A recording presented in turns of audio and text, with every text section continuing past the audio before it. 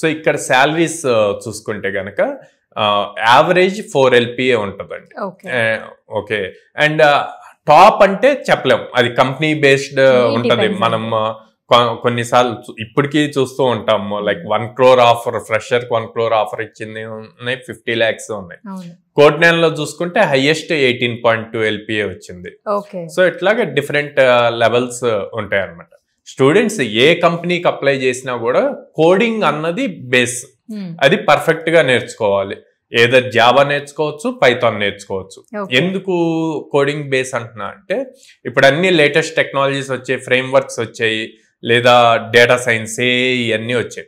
ఈ data science చేయాలి అంటే బేస్ పైథాన్ ప్రోగ్రామింగ్ రావాలి. ఓకే. అట్లాగే బ్యాంకింగ్ సెక్టార్ లో వెబ్ అప్లికేషన్స్ చేయాలి. ప్రతిరోజు మనం బ్యాంక్ వాడుతున్నాం, యూపీఐ వాడుతున్నాం, గూగుల్ పే, ఫోన్ పే, ఇవి. సో అవి అంత సెక్యూర్డ్ గా వర్క్ అవుతుంది అంటే ఒకటే రీజన్, జావా దాని బేస్. సో వీటి మీదే ఎక్కువగా మిగతా అన్ని బిల్డ్ అవుతూ ఉంటాయి, టెక్నాలజీస్ ఆన్ టాప్. సో అందుకని బేస్ స్ట్రాంగ్ గా నేర్చుకుంటే గనక లేటెస్ట్ టెక్నాలజీస్ అయ్యి వచ్చినా కూడా వాటిని త్వరగా కెరీర్ షిఫ్ట్ చేసుకోవటం ఈజీ అవుతుంది.